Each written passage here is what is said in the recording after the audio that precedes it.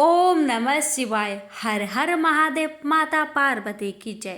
प्यारे भक्तों, आज आप सभी श्रवण करेंगे कार्तिक सोमवार की व्रत कथा, श्री अमरनाथ की अमर कथा। इस कथा का नाम अमर कथा इसलिए है कि इसके श्रवण करने से शिव धाम की प्राप्ति होती है। यह वह परम पवित्र कथा है जिसके सुनने से सुनने वालों को अमर पद की प्राप्ति होती है तथा वह अमर अजर हो जाता है। यह कथा श्री शंकर भगवान ने इसी गुफा में श्री अमरनाथ जी की गुफा में भगवती पार्वती जी को सुनाई थी।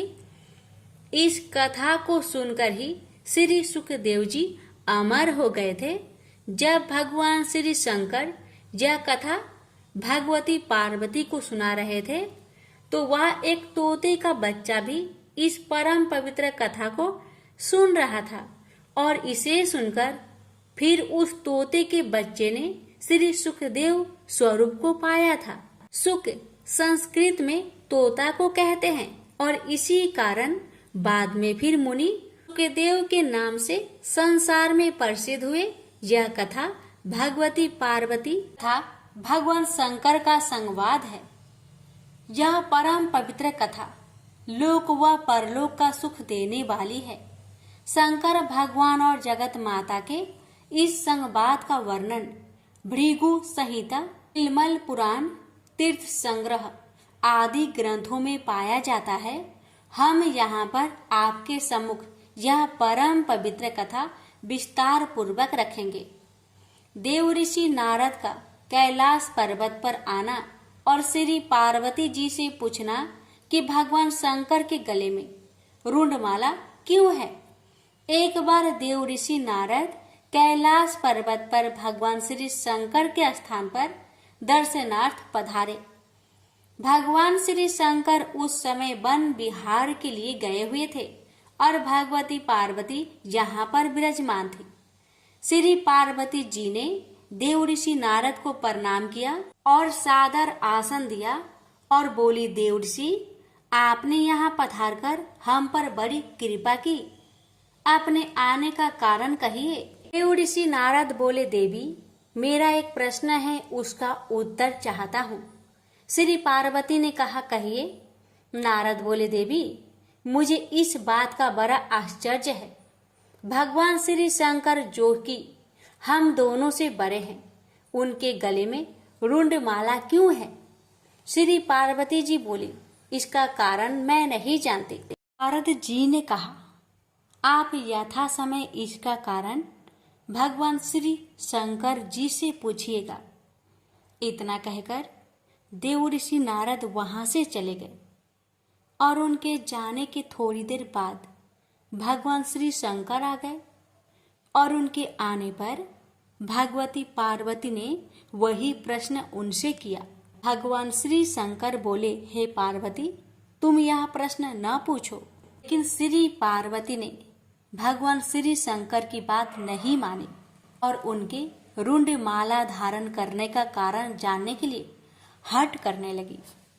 इस पर भगवान श्री शंकर ने कहा, पार्वती जितने मुंड तुमको इस मुंडमाला में दिखाई दे रहे हैं यह तुम्हारे ही सिर है। यानी जितने जन्म तुमने धारण किए हैं उतने ही मुंड मैंने धारण किए हैं। इस पर पार्वती जी ने प्रश्न किया, प्रभु मेरी तो मृत्यु होती है और आपकी नहीं होती, इसका कारण क्या है। भगवान श्री शंकर बोले, यह सब अमर कथा के कारण है। पार्वती बोली, तो फिर मुझे भी यह अमर कथा सुना दीजिए ना। इस पर श्री शंकर जी ने आसन लगाया और काल अग्नि रुद्र नामक एक गण प्रकट किया और उसे आज्ञा दी, चहु ओर एक ऐसी अग्नि प्रकट करो जिसमें कि जलकर समस्त जीवधारी मर जाए। भगवान शंकर की आज्ञा पाकर काल अग्नि ने ऐसा ही किया और अदृश्य हो गया। जिस आसन पर भगवान श्री शंकर बैठे थे उसके नीचे एक तोते का अंडा पहले से ही था जो कि काल अग्नि को दिखाई नहीं दिया। इसके पश्चात भगवान श्री शंकर नेत्र मुद कर एकाग्रचित हो पार्वती जी को अमर कथा सुनाने लगे और पार्वती जी उनके हर वाक्य पर हुक्कारा भरने लगी। धीरे धीरे पार्वती जी को नींद आने लगी। उसी समय उस अंडे में से जीव प्रकट हुआ। श्री पार्वती जी तब तक हुक्कारा देते देते सो चुकी थी। अब उसके स्थान पर तोता हुक्कार देने लगा। जब भगवान शंकर अमर कथा समाप्त कर चुके तो श्री पार्वती जी की आंखें भी खुली। भगवान श्री शंकर ने उनसे पूछा कि क्या उन्होंने अमर कथा सुनी है। श्री पार्वती ने उत्तर दिया कि अमर कथा नहीं सुनी। इस पर भगवान श्री शंकर ने पूछा, तब हुक्कारा कौन देता था। पार्वती जी बोली, मुझे नहीं मालूम। अब भगवान श्री शंकर ने इधर उधर देखा तो उनको एक तोता दिखाई दिया जो कि उनके देखते ही देखते उड़ गया। भगवान शंकर उठकर पीछे दौड़े। वह तोता उड़ता उड़ता तीनों लोकों में गया, लेकिन उसको कहीं जगह नहीं मिली। श्री व्यास देव की पत्नी अपने घर के द्वार पर बैठी जम्हाई ले रही थी। बस तोता उनके पेट में चला गया। भगवान श्री शंकर ने कहा, व्यास जी, मेरा चोर आपके घर में है। महर्षि व्यास बोले, प्रभु, हमारे घर में तो कोई चोर नहीं है। भगवान श्री शंकर के कहने पर महर्षि व्यास जी ने अपनी पत्नी से पूछा। उसने उत्तर दिया, ऐसा जान पड़ता है जैसे कि मेरे पेट में कोई पंछी गया है।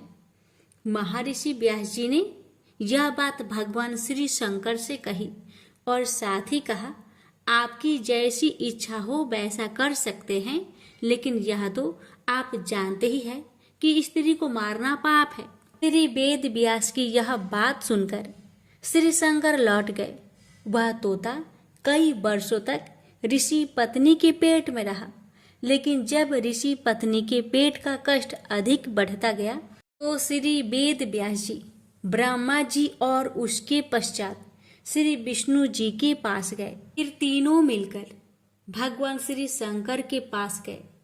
इसके पश्चात चारों श्री वेद व्यास जी के स्थान पर आए और पंछी की स्तुति करने लगे। पंछी जो भगवान श्री शंकर जी से अमर कथा सुनकर चारों वेदों तथा 18 पुराणों का ज्ञानी हो गया था, कहने लगा, अब तक जगत निर्मोही नहीं होगा, तक मैं माँ का पेट से बाहर नहीं निकलूंगा।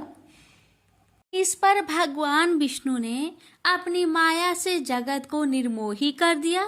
इस पर वह तोता बालक रूप होकर माँ के पेट से बाहर आ गया और उसका नाम सुखदेव हुआ।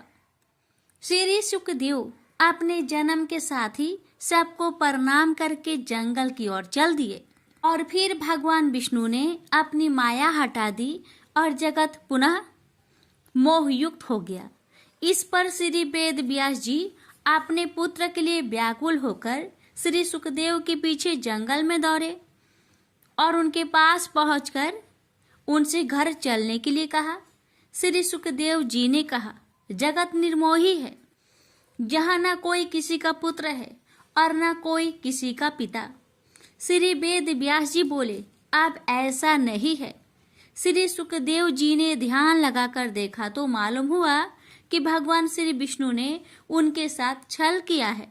इस पर उन्होंने श्री वेद व्यास जी से कहा, जब तक मैं गुरु धारण नहीं कर लूंगा वापस घर नहीं जाऊंगा और गुरु धारण करने के बाद मैं घर आकर आपकी सेवा करूंगा। ये सुखदेव जी फिर इस संसार में गुरु की खोज में इधर उधर घूमने लगे, मगर अपने से बढ़कर ज्ञानी उनको कहीं पर नहीं मिला। इस पर वह श्री वेद व्यास जी की आज्ञा से महाराज जनक के पास गए, लेकिन महाराज जनक के पास कर्म स्त्री व राजपाट के कारण उनको गलानी हुई। लेकिन राजा जनक ने जब उनका यह हाल देखा तो अपनी माया से उन्होंने सारे नगर को भस्म कर डाला। राजभवन भी भस्म होने लगा, लेकिन राजभवन के जलने से महाराज जनक और पत्नी का चित्त दयामान नहीं हुआ, किंतु श्री सुखदेव जी का चित्त व्याकुल होने लगा। सुखदेव जी को अमर कथा के सुनने तथा अपने अमर हो जाने का अभिमान था। उनकी व्याकुलता को देखकर महाराज जनक बोले, आप क्यों घबरा रहे हैं? आप तो अमर हैं, लेकिन हमारा शरीर अवश्य जलेगा। इस पर भी जब श्री सुखदेव जी की व्याकुलता दूर न हुई तो महाराज जनक ने अपनी माया से अग्नि पुनः शांत कर दी और प्रत्येक वस्तु पूर्वतः हो गई। यह देखकर श्री सुखदेव जी ने महाराज जनक को अपना गुरु बना लिया और उनसे उपदेश लिया। इसके बाद श्री सुखदेव जी नैमिषारण्य गए। वहां पर ऋषियों महर्षियों ने उनका बड़ा आदर सत्कार किया। ऋषियों महर्षियों ने आपसे अमर कथा सुनने के लिए प्रार्थना की। श्री सुखदेव जी बोले, इस कथा के सुनने वाले अमर हो जाते हैं। इसके पश्चात उन्होंने कथा सुनानी आरंभ की। कथा आरंभ होने के साथ ही कैलाश पर्वत, क्षीर सागर और ब्रह्मा लोक हिलने लगा। ब्रह्मा, विष्णु, शिव तथा समस्त देवता उस स्थान पर पहुंचे जहां पर अमर कथा हो रही थी। भगवान शंकर को स्मरण हुआ कि यदि इस कथा के सुनने वाले अमर हो गए तो पृथ्वी का संचालन बंद हो जाएगा और फिर देवताओं की प्रतिष्ठा में अंतर आ जाएगा। इसलिए भगवान श्री शंकर क्रोध में भर आए और श्राप दिया कि जो इस कथा को सुनेगा वह अमर नहीं होगा, परंतु हाँ, वह शिवलोक अवश्य प्राप्त करेगा। प्रेम से बोलिए हर हर महादेव। भोलेनाथ, आपकी कथा कहने वाले, सुनने वाले, हुक्कार भरने वाले सभी पर अपनी कृपा सदा सर्वदा बनाए रखना। प्रेम से बोलिए हर हर महादेव। 16 सोमवार व्रत कथा। एक समय श्री महादेव जी पार्वती के साथ भ्रमण करते हुए मृत्यु लोक में अमरावती नगरी में आए। वहां के राजा ने शिव मंदिर बनवाया था, जो कि अत्यंत भव्य एवं रमणीक तथा मन को शांति पहुंचाने वाला था। भ्रमण करते समय शिव पार्वती भी वहां ठहर गए। पार्वती जी ने कहा, हे नाथ, आओ आज इसी स्थान पर चौसर पासे खेले। खेल प्रारंभ हुआ। शिव जी कहने लगे, मैं जीतूंगा। इस प्रकार उनकी आपस में वार्तालाप होने लगी। उस समय पुजारी जी पूजा करने आए। पार्वती जी ने पूछा, पुजारी जी बताइए, जीत किसकी होगी?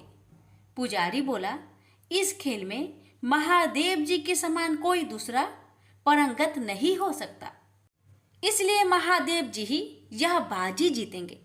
परंतु हुआ उल्टा, जीत पार्वती जी की हुई। अतः पार्वती जी ने पुजारी जी को कोढ़ी होने का श्राप दे दिया कि तूने मिथ्या भाषण किया। अब तो पुजारी कोढ़ी हो गया।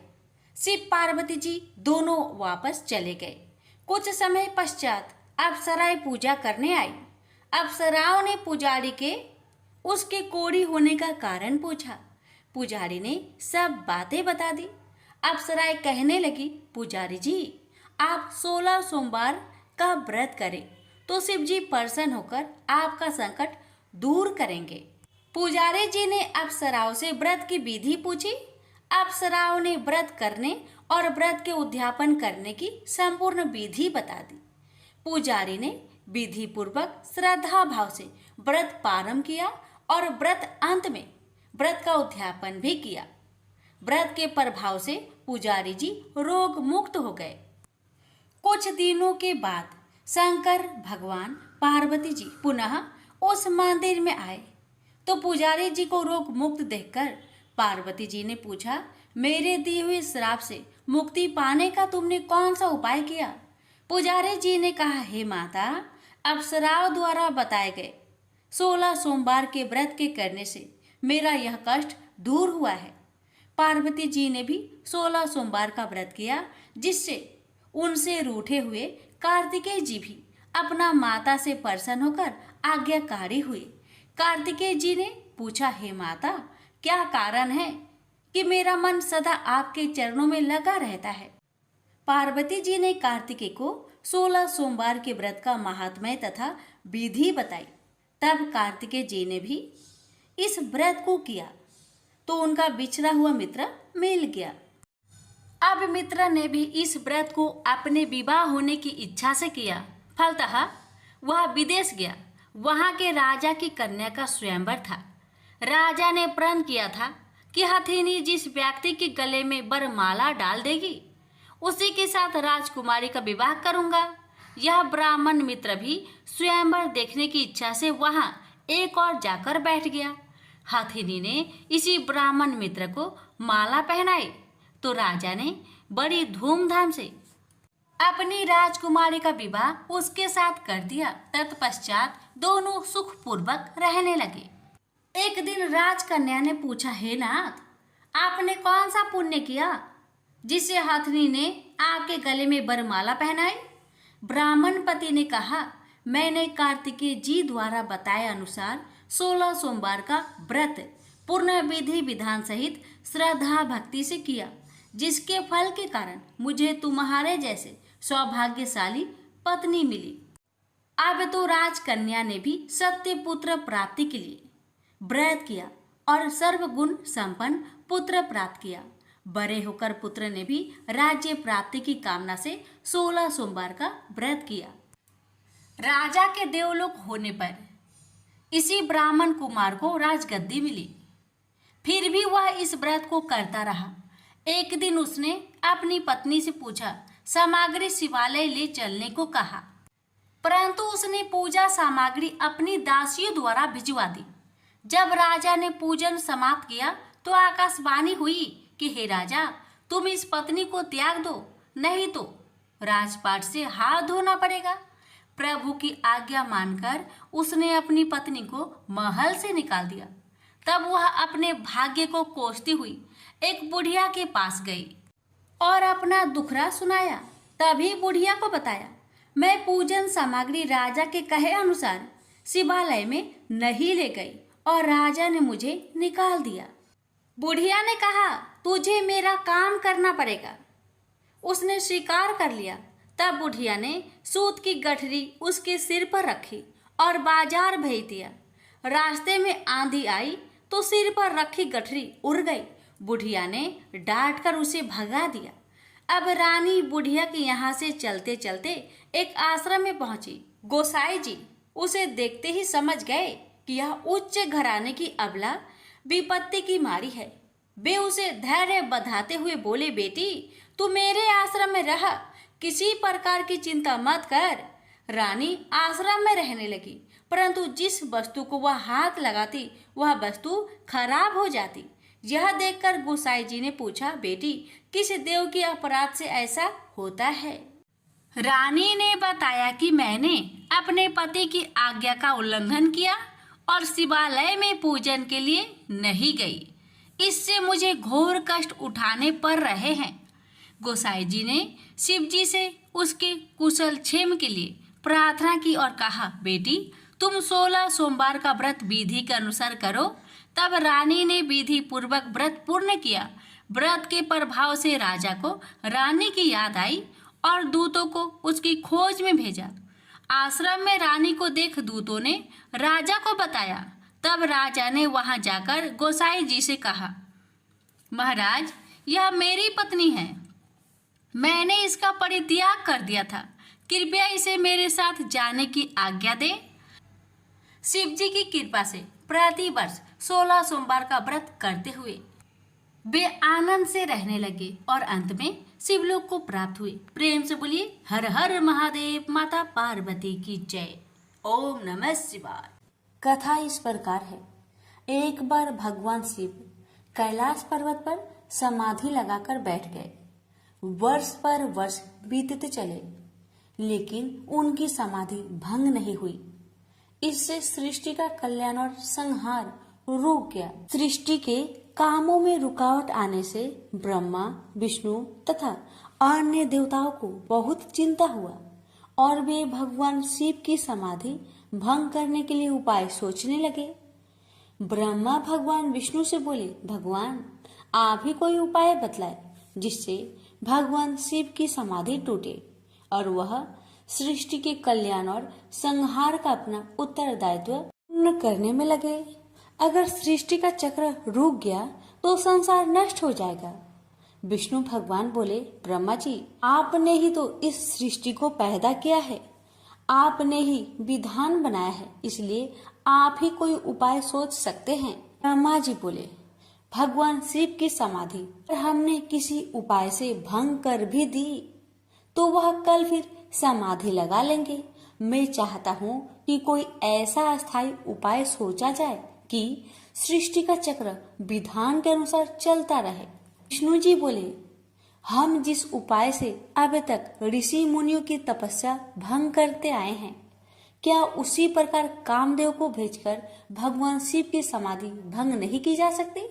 भगवान शिव निर्विकार है, अर्थात उनके मन में ना तो कोई विकार है और न पैदा किया जा सकता है, इसलिए यह उपाय कारगर सिद्ध नहीं होगा।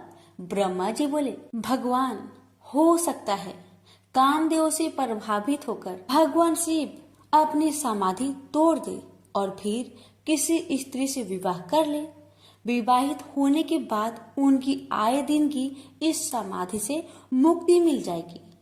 विष्णु जी बोले, लेकिन पितामह, आपकी नजर में क्या कोई ऐसी कन्या है जो निर्जन पर्वत पर रहने वाले शिव को पति रूप में स्वीकार कर ले? ब्रह्मा जी बोले, मैंने इस काम के लिए योग माया से प्रार्थना की है। उन्होंने चतुर्भुज चामुंडा के रूप में मुझे दर्शन देकर वचन दिया है, वह शिव के साथ विवाह करने के लिए तैयार है। माँ भगवती अपने वचन का पालन करने के लिए प्रजापति की पुत्री के रूप में जन्म ले चुकी है। प्रजापति दक्ष ने उनका नाम सती रखा है। इसका अर्थ है पहले ही सारी व्यवस्था कर चुके हैं। विष्णु बोले, मुझे केवल आपकी अनुमति की आवश्यकता थी भगवान।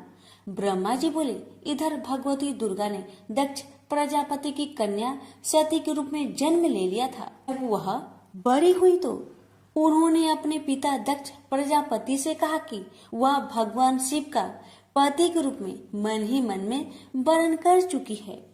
सती की बात सुनकर दक्ष बोले, तुम पागल हो गई हो बेटी, शिव तो संसार में वैराग्य ले चुके हैं, वह कभी भी सांसारिक बंधनों में नहीं बंधना चाहेंगे। सती बोली, आप चिंता मत कीजिए पिताजी, मैं अपनी तपस्या द्वारा उन्हें विवाह करने के लिए तैयार कर लूंगी। दक्ष बोले, कोशिश करके देख लो बेटी, लेकिन मुझे आशा नहीं है कि तुम्हारी तपस्या शिव की समाधि भंग कर सकेगी। सती ने माता पिता से आज्ञा लेकर घर में ही भगवान शिव की आराधना करनी आरंभ कर दी। सती की तपस्या के प्रभाव से भगवान शिव की समाधि टूट गई। वह उमा के सामने प्रकट होकर बोले, मैं तुम्हारी तपस्या से बहुत प्रसन्न हूँ उमा, जो भी चाहो वर मांग लो। उमा बोली, भगवान, यदि आप मेरी तपस्या से प्रसन्न हैं, तो मुझे पत्नी के रूप में स्वीकार कर लीजिए। भगवान शिव तथास्तु कह के वहाँ से अंतर्ध्यान हो गए। स्त्री की इच्छा अनुसार प्रजापति दक्ष ने उमा का विवाह शिव के साथ कर दिया। शिव उमा को लेकर कैलाश पर्वत पर आ गए। एक बार ब्रह्मा जी के दरबार में सब देवता बैठे थे। दक्ष प्रजापति भी वहां आए।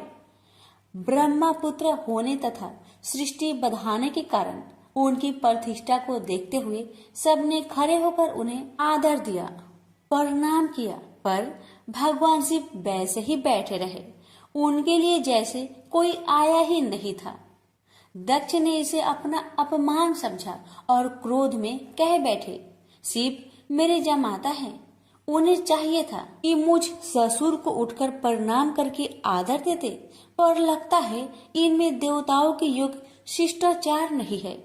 किसी भी देव यज्ञ में भाग लेने की पात्रता इनमें नहीं है, अतः इन्हें किसी यज्ञ में भाग न दिया जाए। दक्ष क्रोध में बोलते रहे, शिव के लिए जैसे कुछ हुआ ही नहीं हो। वे उसी तरह मुस्कुराए चुप रहे। ब्रह्मा जी की सभा से लौटने के बाद दक्ष ने अपने श्राप को प्रतिष्ठा के लिए स्वयं एक यज्ञ किया तथा निश्चय किया कि इसी यज्ञ में शिव को यह भाग न देने की प्रारंभ किया जाए। उन्हें उस विशाल यज्ञ में भाग लेने के लिए समस्त देवताओं को आमंत्रण भेजा।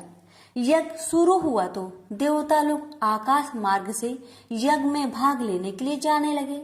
दक्ष की पुत्री सती तो अपने पति शिव के साथ कैलाश धाम में बैठी थी। देवताओं तथा देव पत्नियों को इस प्रकार सज धज कर जाते देख शिव से पूछ बैठी, प्रभु ये सारे देवता अपनी पत्नियों के साथ कहाँ जा रहे हैं? तब भगवान शिव ने कहा, तुम्हें पता नहीं, तुम्हारे पिता दक्ष प्रजापति ने भूमंडल पर बहुत बड़ा यज्ञ शुरू किया है, उसी में भाग लेने के लिए ये सब जा रहे हैं। यह सुनकर सती को आश्चर्य हुआ। उन्होंने कहा, पिताजी विशाल यज्ञ कर रहे हैं और अपनी ही बेटी तथा जमाता को पता ही नहीं। आपके पास निमंत्रण आया है क्या? शिव जी ने हंसकर कहा, अगर निमंत्रण आता तो क्या तुम्हें पता न चलता? सोचा होगा कि जहाँ सब देव तथा देव नारियां देवोपम वस्त्र तथा अलंकारों से सजी धजी आएंगी, वहाँ हमारा जमाता भूत प्रेतों जैसी वेशभूषा में आकर शोभा बढ़ाने के बजाय मेरी हंसी कराएंगे। इसलिए शायद उन्होंने निमंत्रण नहीं भेजा। ने तो उस अपमान की कोई परवाह नहीं की, पर सती अपने तथा अपने पति के प्रति इस प्रकार के व्यवहार से बहुत दुखी हुई तथा इसे अपना अपमान समझा। वे बोली, अपनी प्रतिष्ठा तथा दिखावती श्रेष्ठता का इतना ही ध्यान था तो बेटी ब्याहने से पहले सोचना चाहिए था। मैं पति के इस अपमान को बिल्कुल भी नहीं सहूंगी।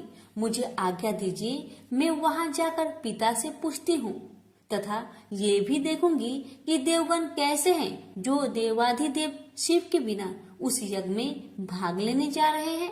शिव ने कहा, उन देवों को क्या पता है कि हमें निमंत्रण नहीं दिया गया है।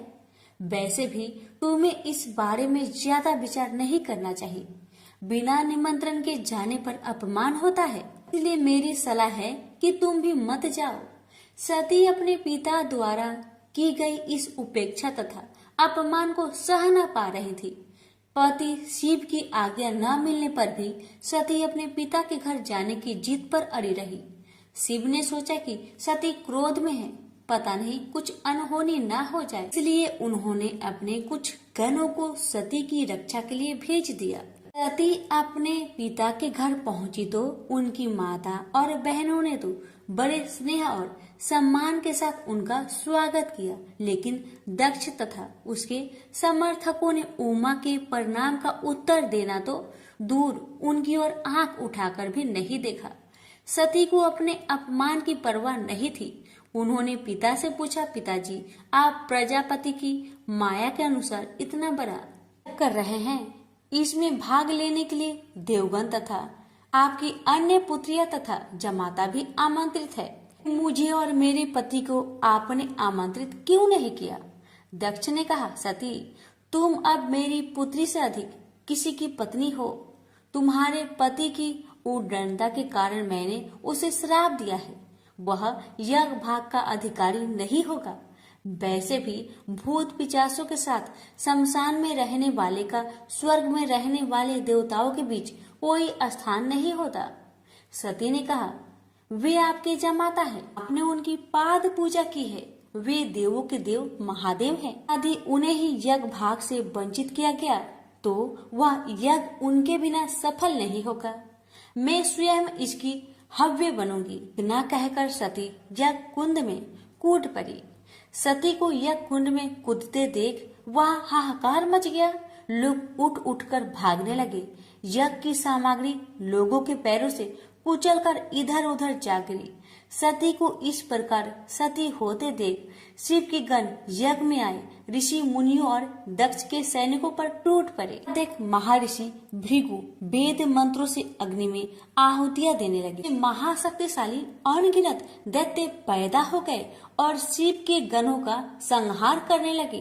तभी आकाशवाणी हुई, मूर्ख दक्ष, तूने जिसको अपनी पुत्री समझकर अपमान किया है, अनादि शक्ति जगत की सृष्टा रक्षिका और कल्पात में संहार करने वाली है, वही योग माया माँ भगवती है। तूने उनका अनादर करके अपने विनाश के द्वार खोल लिए हैं। अब शिव के क्रोध से तेरी रक्षा करने वाला इस संसार में कोई नहीं है। भगवान शिव के गण भागकर उनके पास पहुँचे और उन्होंने सती के सती होने की पूरी घटना सुना दी। उमा के सती होने की घटना सुनकर भगवान शिव के क्रोध की सीमा ना रही। उन्होंने अपनी एक जटा उखाड़कर पर्वत पर दे मारी, जिससे महाप्रलय के समान भयंकर शब्द के साथ ही महापराक्रमी वीरभद्र पैदा हो गया। वीरभद्र के उत्पन्न होते ही 10 दिशाएं कांप उठी। फिर शिव जी ने दूसरी जटा उखाड़कर एक चट्टान पर दे मारी, जिससे महाकाली उत्पन्न हो गई। उनका रूप इतना विकराल था कि उन्हें देखकर शिव के गणों में भी भय की लहर सी दौड़ गई। महाकाली के साथ ही काली, कात्यायनी, ईशानी, चामुंडा, मुंड, मर्दनी, भद्रकाली, भद्रा, बलि और वैष्णवी भी पैदा हो गई। फिर भद्र ने कहा, भगवान आज्ञा दीजिए, मैं क्या करूं? यदि आपकी आज्ञा हो तो मैं क्षण भर में ही सारे समुद्र को सोख कर मुझे ब्रह्मांड को भस्म कर डालूं और सारे देवताओं और ऋषि मुनियों को भी भस्म कर दूं। शिव जी बोले, वीरभद्र, ब्रह्मा का पुत्र दक्ष यज्ञ कर रहा है, अत्यंत अभिमानी और मेरा विरोधी है। जाओ उसके यज्ञ का विध्वंस कर दो और वहाँ जो भी देवता, गंधर्व, ऋषि मुनि हो उन सबको भस्म कर डालो। फिर शिव ने महाकाली से कहा, महाकाली, तुम इन 9 दुर्गाओं को साथ लेकर वीरभद्र की सहायता करो। दक्ष उसकी पत्नी और बंधु बांधवों को मारकर उसके वंश को समाप्त कर दो।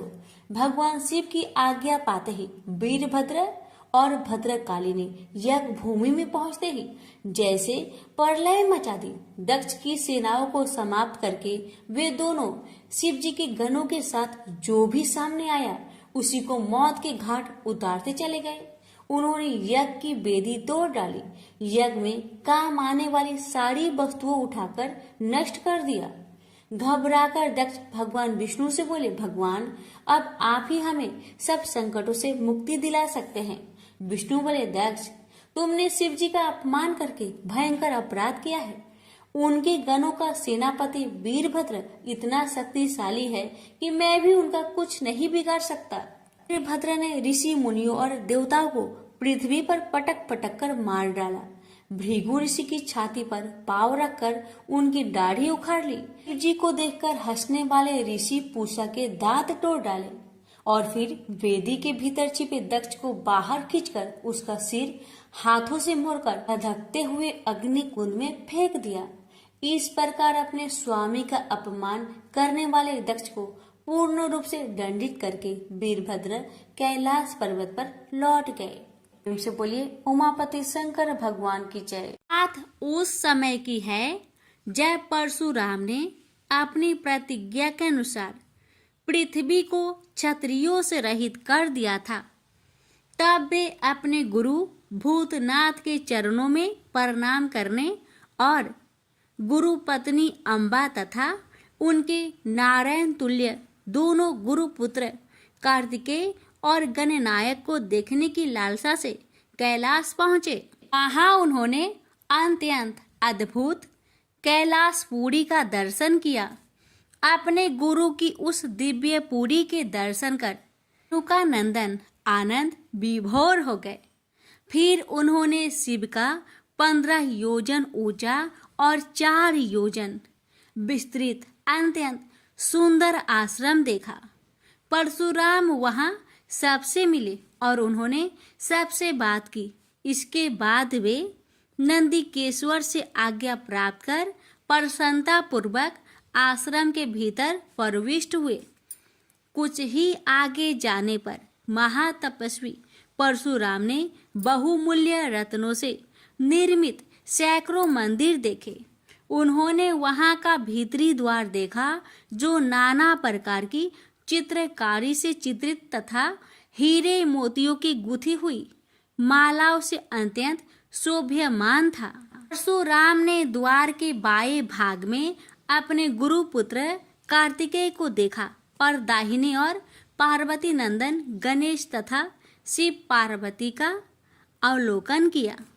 वे वहां रत्नाभरण भूषित बहुमूल्य रत्नों से बने सिंहासनों पर आसीन थे। परशुराम सबसे मिलते और प्रेम पूर्वक बात करते हुए प्रसन्नचित चित्त से आगे बढ़े ही थे कि गणेश ने उन्हें देखकर कहा, शूलपाणी इस समय शयन कर रहे हैं। मैं उन परम प्रभु की आज्ञा प्राप्त कर तत्काल तुम्हें साथ ले चलूंगा। बस इतनी देर रुक जाओ।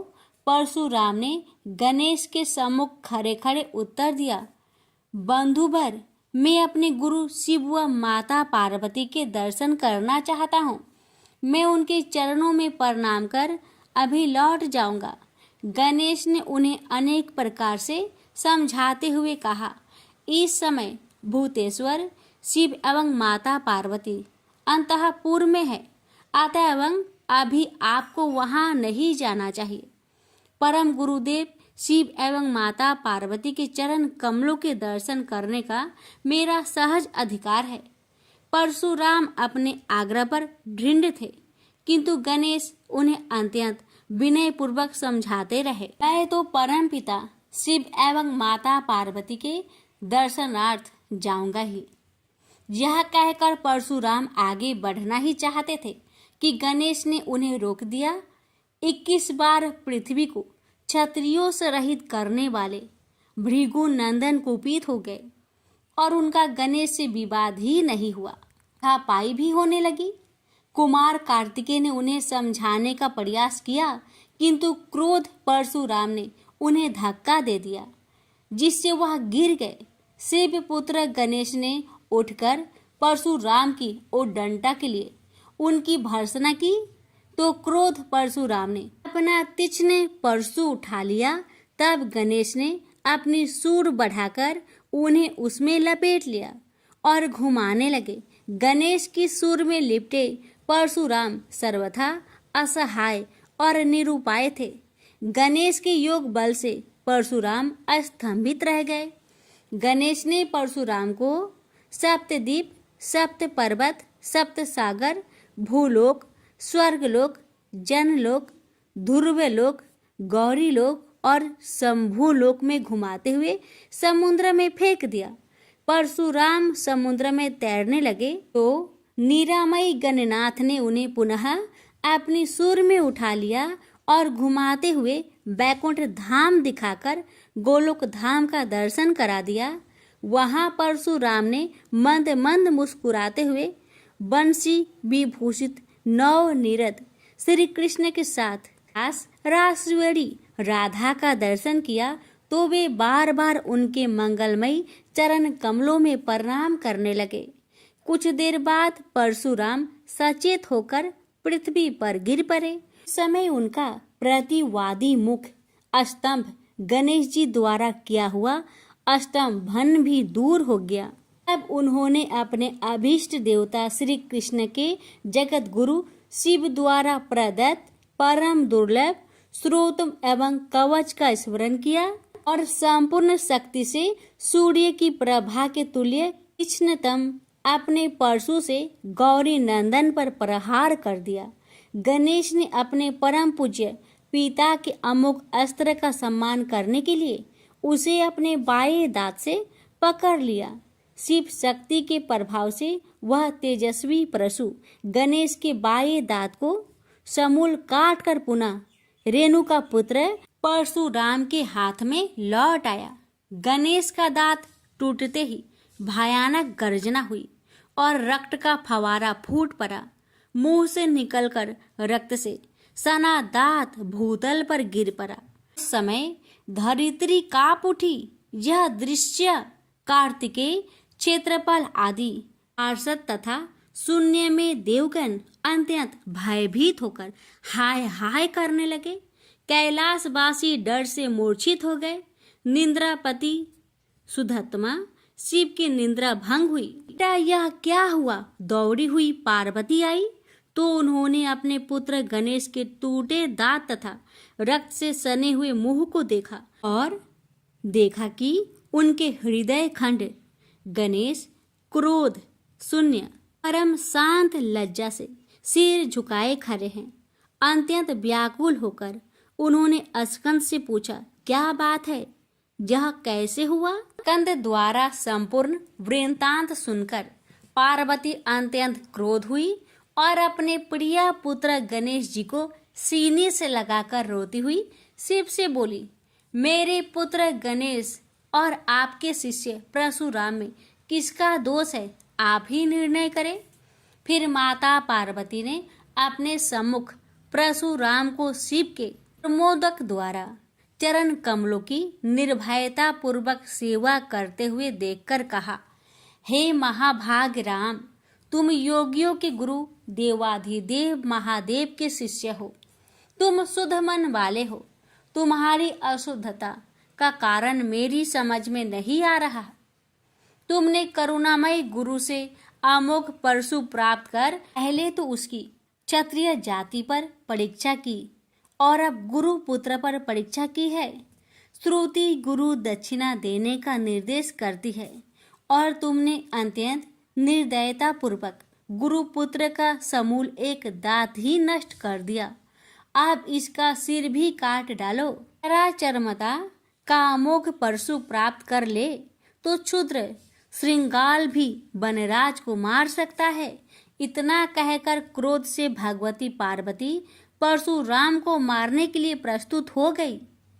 भाई बस परशुराम ने मन ही मन करुणा सागर गुरु को प्रणाम कर अपने इष्ट देव गोलोकनाथ श्री कृष्ण का स्मरण किया।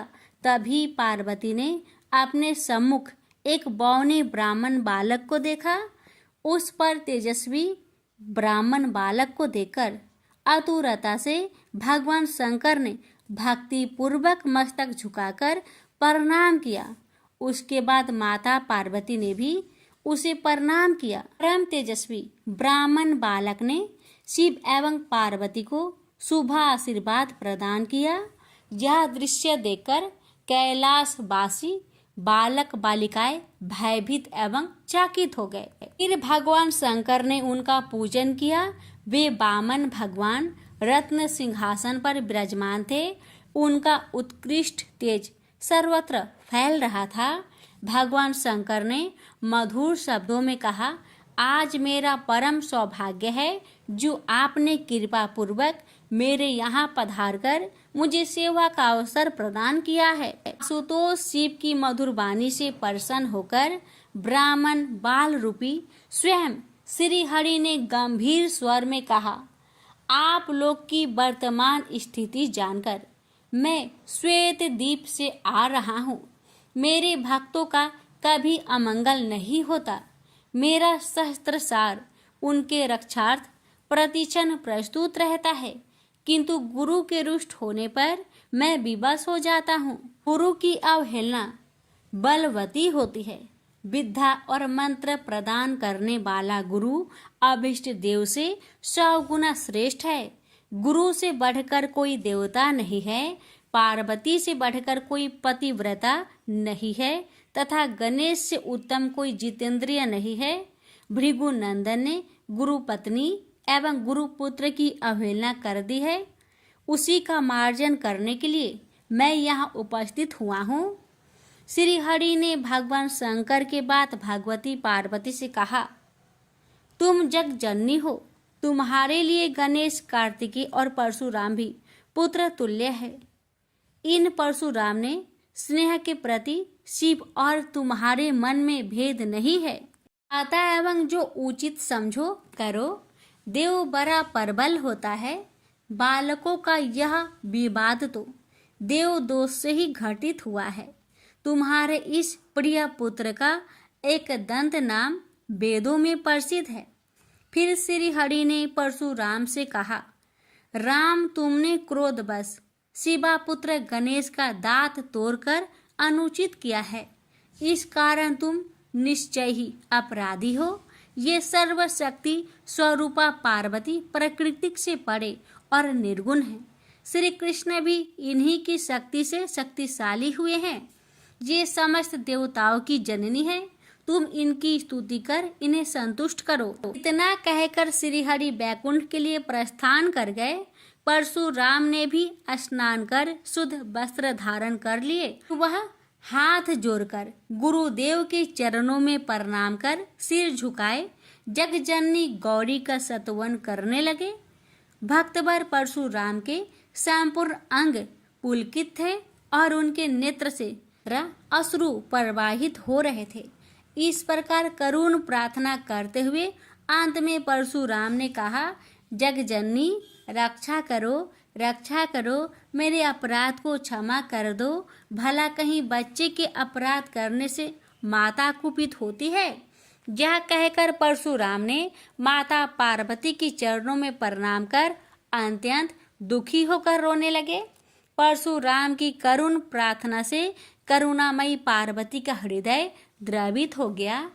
उन्होंने प्रीति पूर्वक परशुराम को अभय दान देते हुए कहा, बेटा अब शांत हो जाओ। आशुतोष के अनुग्रह से तुम्हारी सर्वत्र विजय हो। सर्वतरात्मा श्री हरि तुम पर सदा प्रसन्न रहे। गुरुदेव शिव में तुम्हारी भक्ति सुदृढ़ रहे। तुम अमर हो जाओ। इसी प्रकार दयामयी पार्वती ने परशुराम को आशीर्वाद दिया और वे अपने अंतपुर में चली गई। उस समय वहां श्री भगवान के मंगल नाम का उच्च घोष होने लगा। फिर परशुराम ने एकदंत गणेश का स्तवन किया और गंध, पुष्प, धूप, दीप एवं तुलसी रहित नैवेद्य आदि से लंबोदर की विधि पूर्वक पूजा की। परशुराम ने भक्ति भाव से भाई गणेश को संतुष्ट कर माता पार्वती एवं कृपा सिंधु त्रिलोचन के चरणों में प्रणाम किया। फिर उन्होंने गुरु की आज्ञा प्राप्त कर प्रसन्नता पूर्वक वहां से प्रस्थान किए। प्रेम से बोलिए गौरी पुत्र गणेश भगवान की जय। हर हर महादेव। माता पार्वती की जय। शिव जी की आरती। ओम जय शिव ओंकारा, स्वामी जय शिव ओंकारा, ब्रह्मा विष्णु सदा शिव अर्धांगी धारा। ओम जय शिव ओंकारा, स्वामी जय शिव ओंकारा, एकानन चतुरानन पंचानन राजे, हंसानन गरुड़ासन वृषवाहन साजे। ओम जय शिव ओंकारा, स्वामी जय शिव ओंकारा, दो भुज चार चतुर्भुज, 10 भुज अति सोहे, त्रिगुण रूप निरखते त्रिभुवन जन मोहे। ऐछि माला बने माला, मुंड माला धारी, त्रिपुरारी कंसारी करे माला धारी। श्वेतांबर पीतांबर बाघंबर अंगे, सनकादिकी गरुणादिकी भूतादिकी संगे। कर के माध्य का मंडलु चक्र त्रिशूली धारी, सुखकारी दुखहारी जगपालनकारी।